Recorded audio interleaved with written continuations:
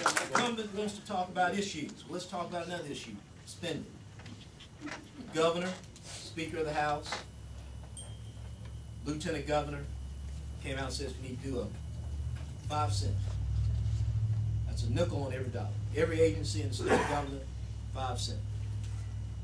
Casually walked into my principal's office. That's my principal right there, Mr. Clemens. And he said, hey, I got to call the superintendent. We got to do 5%. Superintendent said, we got to do 5%.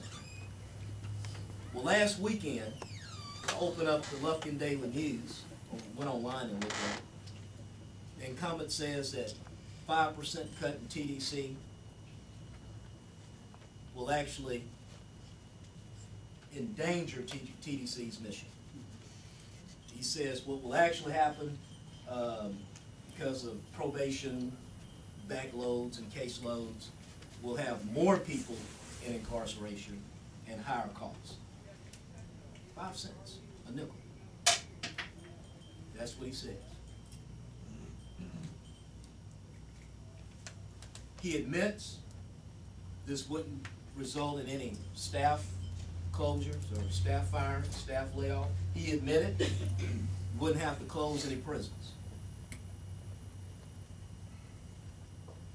On that same webpage, I think it was the Center of Public Policy Priorities in Texas.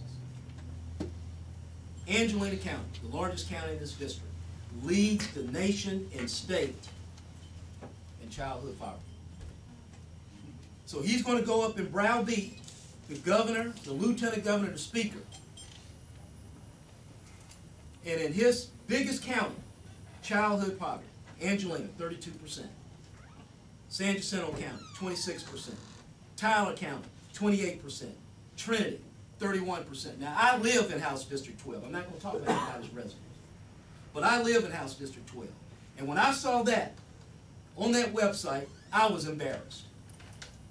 That in the state of Texas, in the county that I live in the district that I'm contending in, I'm teaching these children, almost 4 out of 10 of them live in poverty. And my representation says he can't do 5 cents because he's the committee chair of corrections. So let's talk about that real briefly. Because he says the reason we can't do it is Texas has one of the highest incarceration rates in the state of Texas, 1 out of 22 Texans. Well, why is it that 1 out of 22 Texans are in the TDC or the Mac Reynolds Correctional System? Why is this? It's real simple. We have a deficit of morals in this country. That's the reason. This representative is a Democrat. He has had the opportunity to lead as a Democrat. He started in 1996. We've seen environmental regulations. We've seen other regulations strangle the industry in this region. He says he's the friend of forestry, but your paper mills are closing. He says he's a friend of that and a friend of this. He's a friend of medicine. And you have one of the most vibrant, growing medical parks in Lufkin that is pretty much responsible for all the medical care in this region. But as a Democrat, he hasn't written a letter. He hasn't called up the president and said, look, some of your health care plan will endanger this. He was a Democrat in 96. He was a Democrat during the first part of this decade. He didn't call up Washington, talk to his Democrats and say, hey, look, some of your environmental regulations is going to strangle the industry in this district. He had an opportunity to lead. 1 out of 22, employment. Unemployment's up, employment's down. Taxation, out of control. He's been involved in that. And of course, on the issue of education. We have an education system that is more, 30% dropout rate. Some people have the audacity to ask, should we have choice in education? Well, the kids and the parents are already exercising choice. They're leaving. And he's been part of that over the last 13 years. So people ask me why I'm running. People ask me why Republicans are saying no. And they're incredulous, astonished.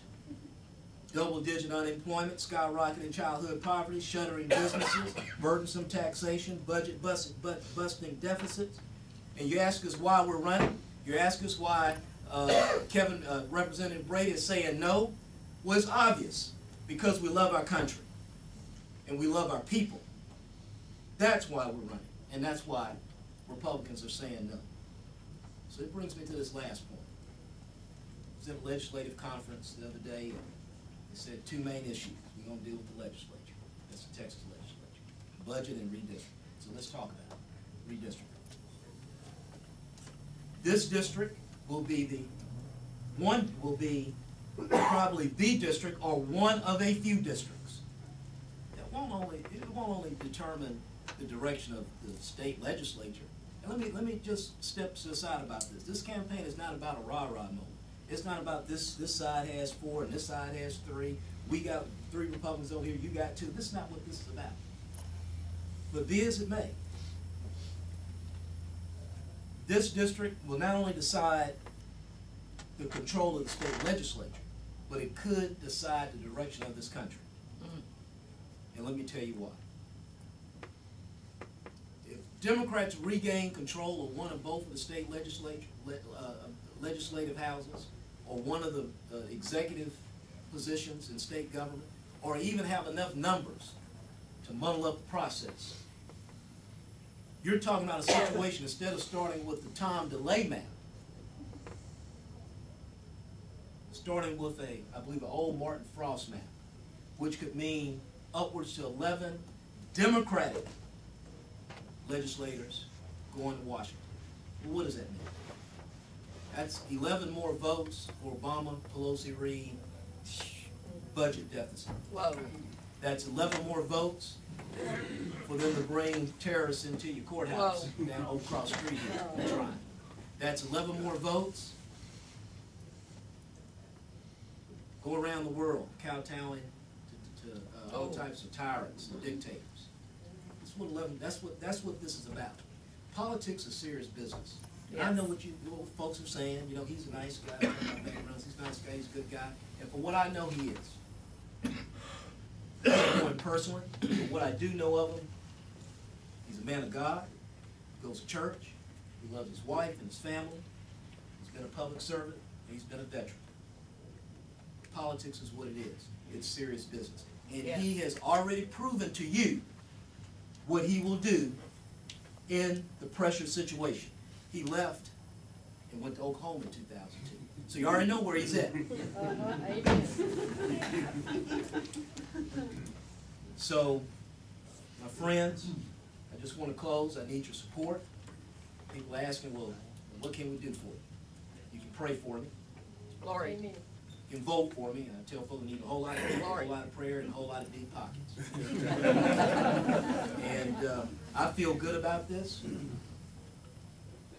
And if you're saying it's not right that you have to rent your home from the government, it's not right that your county is known for having some of the highest childhood poverty rates, if you're saying it's not right that we have to remove just simple, basic public acknowledgments of God from our court square, if you're saying that's not right, I fully intend this time in 2011 to be sitting in the state legislature representing you. I want to thank you very much.